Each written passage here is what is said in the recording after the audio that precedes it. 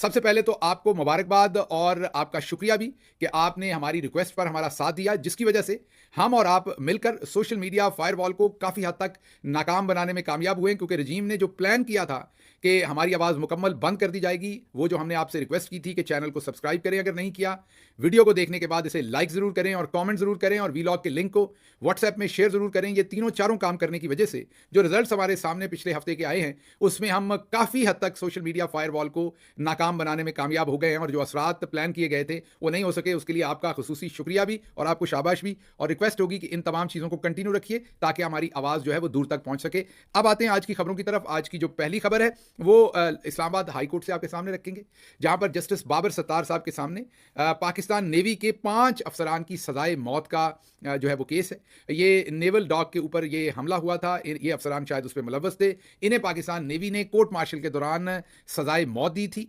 इन 5 लोगों की सजाए मौत पर पिछली पेशी में इनका असल में ये इस्लामाबाद हाई कोर्ट में ये जो पांचों नेवल साबका ज़ाहिर है नेवल अफसरान हैं, इन्होंने अपील की हुई थी, जिसमें इन्होंने जस्टिस बाबर सत्तार की अदालत से, ज़ाहिर इस्लामाबाद हाई कोर्ट जो भी जज सुनता, बाबर सत्तार सुन रहे हैं, तो रिक्वेस्ट की थी कि जी जब हमें सजाए मौत दी गई तो ना हमें वकील की एक्सेस दी गई, ना हमें प्रॉपर जो लिटिगेशन थी उसमें जो हमारे हकूक थे उनका तहफ़्फ़ुज़ किया गया, तो इसलिए हमारी सजाए मौत को रोका जाए और एक दफ़ा दोबारा हमारे पूरे प्रोसेस को कानून के मुताबिक देखा जाए।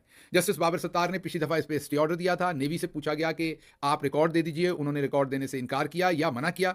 आज दोबारा जस्टिस बाबर सत्तार ने उनसे पूछा कि आप रिकॉर्ड लेकर आए हैं कि इनको किस तरीके से सजाए मौत दी गई, मीन किन इल्ज़ामात के तहत क्या प्रोसेस फॉलो किया गया, उस पर नेवी ने कोई रिकॉर्ड नहीं दिया। फिर जस्टिस बाबर सत्तार ने कहा कि ठीक है, अगर आप रिकॉर्ड नहीं देना चाहते तो फिर कानून के मुताबिक मैं फैसला सुना देता हूं, आप कंफर्टेबल हैं, बाद में ये ना कहिएगा कि आपका जवाब नहीं आया। जिस पर पाकिस्तान नेवी के वकील ने कहा कि हमें एक मौका दीजिए, मैं पूछ लेता हूं कि हमने आपको रिकॉर्ड फ्राहम करना है या नहीं। उस पर जस्टिस बाबर सत्तार ने कहा कि मैं कोई खुफिया रिकॉर्ड नहीं मांग रहा, अगर कोई मुल्की नेशनल सीक्रेट्स हैं तो वो आप ना बताइए, लेकिन जो प्रोसेस जिसके तहत और वजह जिसकी वजह से इन्हें सजाए मौत दी गई वो इनको भी पता होनी चाहिए, कौम को भी पता होनी चाहिए, अदालत को भी पता होना चाहिए। तो ये तो पूरी दुनिया के अंदर, अमेरिका में भी, कहीं पर भी किसी को भी सजा दी जाती है तो जाहिर है उसके जुर्म को बताया जाता है ताकि पूरी कौम को पता चले कि इन लोगों ने अगर जुर्म किया तो वो क्या किया है। तो ये जस्टिस बाबर सत्तार साहब ने ये ऑर्डर्स किया। अच्छा जी, दूसरी खबर अमेरिका से आपके सामने रखते हैं। प्रेसिडेंट ट्रंप के रास्ते से एक और कांटा जो है वो निकल गया है। आपको पता ही है कि प्रेसिडेंट ट्रंप हाल ही में जो उन्होंने डिबेट जीती है, और डिबेट में जो बाइडन साहब की परफॉर्मेंस, उस पर तो मैंने तफसीली तजिया दिया था, लेकिन अब सुप्रीम कोर्ट जो अमेरिका की है उसने 6-3 से एक फैसला दिया है। जी हाँ, 6 जजेस ने ट्रंप के हक में और 3 ने मुखालिफ। फैसला क्या दिया है सुप्रीम कोर्ट ऑफ यूएस ने? फैसला यह दिया है कि जो सबसे खतरनाक केस ट्रंप पर बनाया जा रहा था वो ये था कि ट्रंप जब सदर थे, और जाहिर है सदर आप होते हैं तो इलेक्शन, जैसे इस टाइम जो बाइडन सदर हैं, अभी नवंबर में जो इलेक्शन होना उस टाइम वो सदर ही होंगे, और उसके नताइज आएंगे तब भी वो सदर ही होंगे।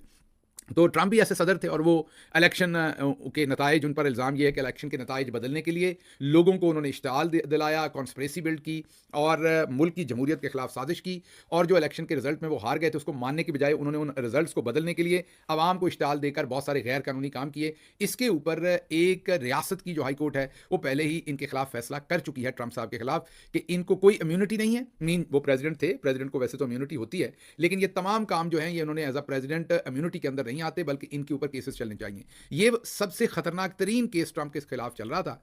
अब सुप्रीम कोर्ट ऑफ यूएस ने यह फैसला दिया है कि ट्रंप को इम्यूनिटी है। जी हां, 6 जजेस ने कहा कि ज्यादातर चीजों में उन्हें इम्यूनिटी है, अगर कुछ में नहीं है तो हाई कोर्ट पहले वाजे करे कि किस में इम्यूनिटी है और किस में नहीं है। मतलब कि वो जो केस आगे बढ़ रहा था उसको उठा के 2 साल पीछे फेंक दिया, साल पीछे फेंक दिया सुप्रीम कोर्ट ने, और साथ इम्यूनिटी भी दे दी। तो अब ट्रंप के ऊपर से जो ज्यादातर चार्जेस थे इस केस के अंदर, जिसमें वो इंप्लीकेट हो सकते थे, उनके खिलाफ ट्रायल शुरू हो सकता था। और मैंने कहा कि सबसे खतरनाक केस यही था उनके खिलाफ, ये जो इलेक्शन के दौरान इलेक्शन के रिजल्ट्स को ना मानकर कॉन्स्पिरेसी करने और फिर दंगे फसाद करवाने और लोगों को जो है वो इश्तिहाल दिलाने, ये सबसे खतरनाक केस था। इसमें अब सुप्रीम कोर्ट ऑफ यूएस ने कह दिया है कि उन्हें एज अ सदर इम्यूनिटी है, उनके खिलाफ जो है वो क्रिमिनल प्रोसीडिंग नहीं की जा सकती, और अगर किसी चीज़ में इम्यूनिटी नहीं है तो पहले उसका लोअर कोर्ट फैसला करे। बहुत बड़ी विक्ट्री है ये प्रेसिडेंट फॉर्मर प्रेसिडेंट ट्रंप के लिए, और उनके रास्ते साफ होते नजर आ रहे हैं, और उससे पाकिस्तान के ऊपर भी असरात जो है वो आपको गहरे होते नजर आएंगे आने वाले हर दिन के साथ साथ पाकिस्तान के अंदर पॉलिसी पर भी।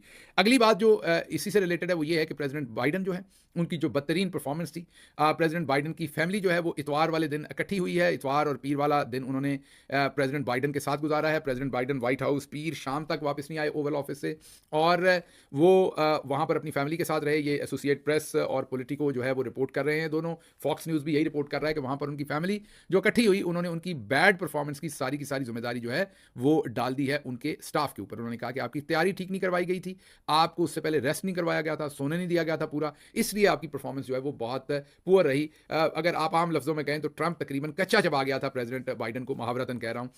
जो परफॉर्मेंस थी वो बहुत ही बुरी थी। उसके बाद से अब डेमोक्रेट सोच रहे हैं, बहुत सारे डेमोक्रेट्स के अंदर ये बातचीत चल रही है और अखबारात रिपोर्ट भी कर रहे हैं कि अब शायद लग रहा है कि कहीं डेमोक्रेट्स जो हैं वो अपना जो कैंडिडेट है वो ही ना बदल दें। बहरहाल जी, अगली खबर की तरफ चलते हैं, वापस सीधा पंजाब में और वहाँ किसान की तरफ।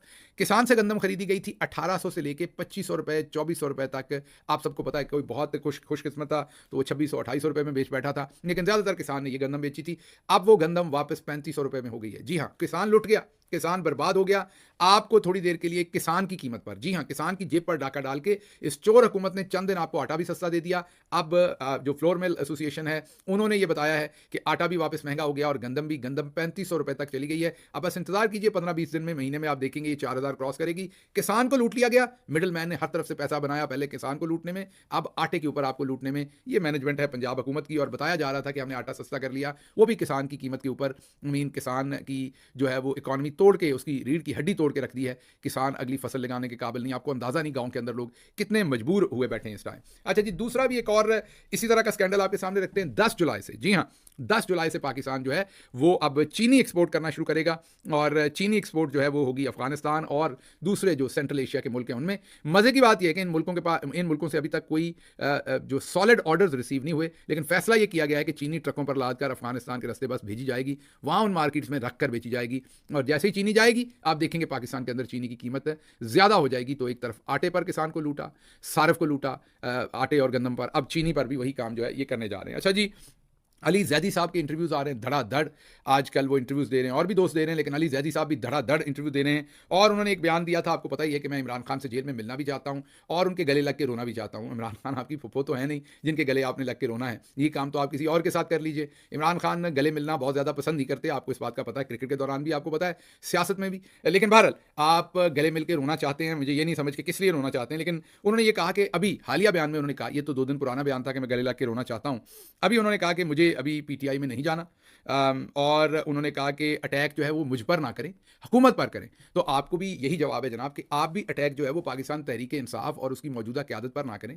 क्योंकि बेचारी मौजूदा क़यादत की वजह से इमरान खान जेल में नहीं। आपको बहुत सारे लोग आकर आजकल बताते हुए नजर आएंगे कि मौजूदा क़यादत जो है वो इमरान खान को बाहर निकालने में नाकाम हो गई है, मौजूदा क़यादत इमरान खान को बाहर नहीं निकाल रही, मौजूदा क़यादत ये नहीं कर रही, मौजूदा क़यादत वो नहीं कर रही। मुझे एक बात बताइए, ये तो ऐसे ही है जैसे मेरा भाई अगवा हुआ है और आप मुझे बताएं कि वो मेरी वजह से अगवा हुआ है। हाँ, एक हिसाब से तो हुआ है, अगर मैं आज ही इमरान खान को छोड़ दूँ और मैं सच बोलने से तौबा कर लूँ तो मेरा भाई आज ही रिलीज हो जाएगा, तो इस एतबार से तो मैं ही जिम्मेदार हूँ। लेकिन अगर आप मुझे ही कहें, एस्टेब्लिशमेंट को ना कहें जिन्होंने ये सब कुछ किया हुआ है, तो फिर आपकी जो प्रेफरेंसेज हैं वो सामने बड़ी वाजे हो जाती हैं। तो अली जैदी साहब, इसी तरीके से आपसे गुजारिश है, आपके दोस्तों से भी गुजारिश है कि अगर आप वाकई इमरान खान को बाहर निकालना चाहते हैं तो जिन्होंने अंदर रखा हुआ है उन पर तनकीद करें।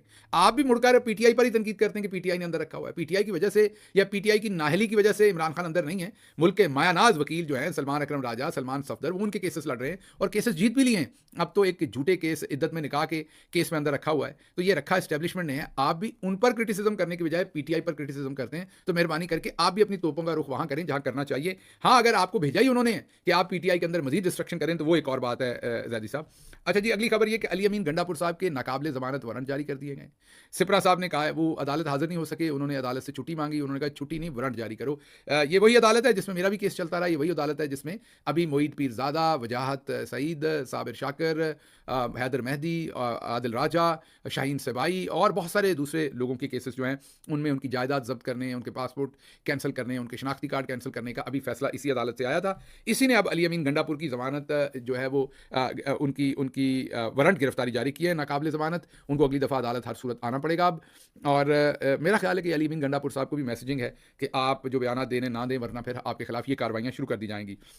अच्छा जी, अगली खबर आपके सामने रखेंगे कि अयाज अमीर, आपको पता है कि दानिश्वर हैं, बेहतरीन लिखते हैं, उन्होंने एक आर्टिकल लिखा और ये कहा है कि पीटीआई के जोमा जो है वो कुछ होश संभाले, आपस में लड़ाई और आपस में तनकीद की बजाय वो फोकस करें जो इस टाइम सबसे बड़ा इशू है और वो इमरान खान को जेल से निकालने का है। इसलिए एक दूसरे पर तनकीद नहीं करें, बल्कि जुड़कर इकट्ठे होकर, जिस तरह अवाम इमरान खान के साथ खड़ी है, आप भी इमरान खान के साथ खड़े हों, इसमें कोई शक नहीं। ये बहुत ही साइब मशवरा है, यही करना चाहिए, लेकिन बदकिस्मती से ये किया नहीं जा रहा। अच्छा जी, अगली खबर यह है कि 130 अरब डॉलर का पाकिस्तान का टोटल कर्जा है, लेकिन अशराफिया के गैर मुल्की जो असासे हैं पाकिस्तान से बाहर वो 150 अरब के हैं। जिनमें से 100 सवा 100 अरब की तो मनी ट्रेल भी नहीं है, मीन लूटा हुआ पैसा है। आप गौर कीजिए कि एक तरफ मुल्क 130 अरब डॉलर के कर्जे के नीचे चला गया और दूसरी तरफ वही पैसा लूट कर बाहर जायदादें बना ली, तो फिर पाकिस्तान गरीब तो ना हुआ, हर पाकिस्तानी कर्जदार तो ना हुआ।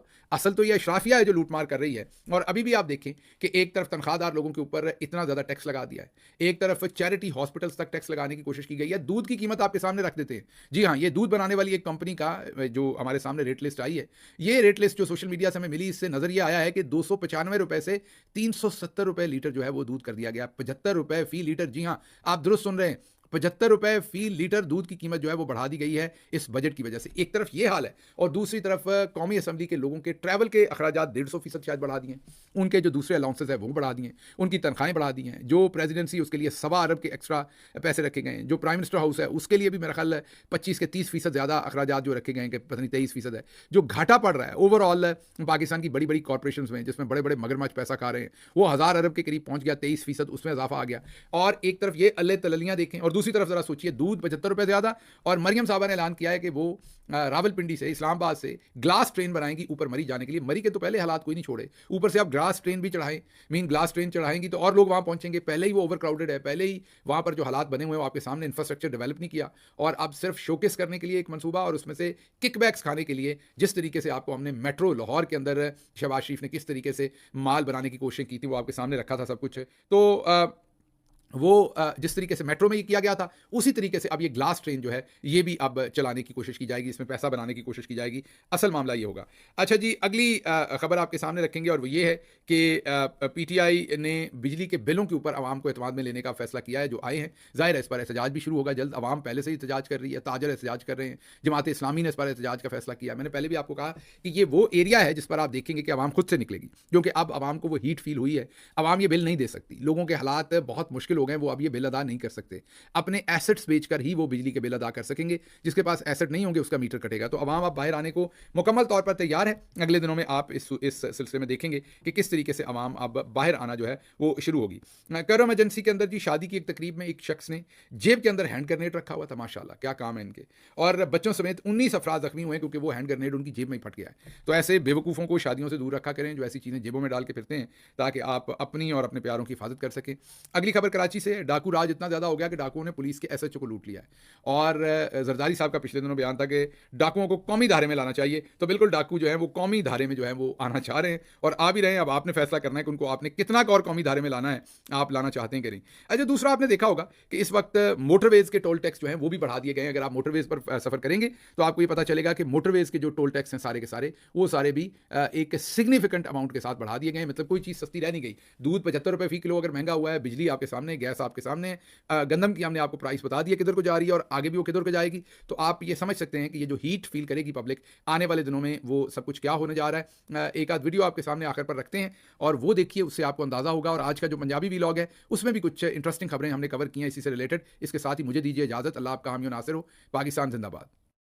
$15,000 बिल आया पर मैंने जल्दी में ना मेहरबानी करो, मैंने उसे इमदाद करो, मैंने बच्चे अंदर छोड़े गर्मी करने मशहूर बच्चे तंग थी, वैसे मेहरबानी करो। 15,000 आया भाई, या मेहरबानी करो मेरे नाल इमदाद कराओ मेरे बच्चे।